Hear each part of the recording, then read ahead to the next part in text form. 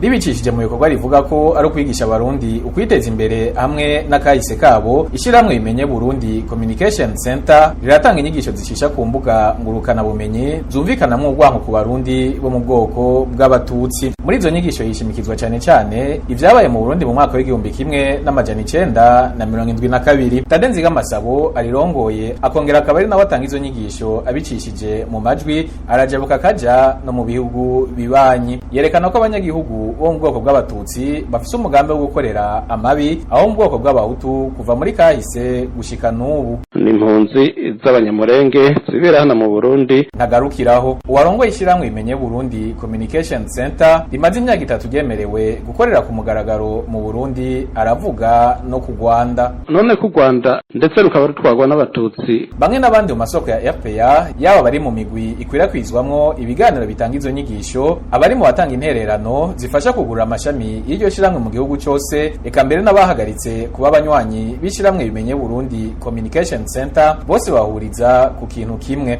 Ku bw'abizo nyigisho nta kindi zigamije atari ukubiba urwanko mu guhovya abarundi bo mu bwoko bw'abahutu babankisha bo mu bwoko bw'abatutsi. Ibi batera amakenga baravye umurindi iryo shiramwe ririko mu gukwiragiza ibikorwa vyaryo hirya no hino mu gihugu. Ni inkuru tuzobandanya.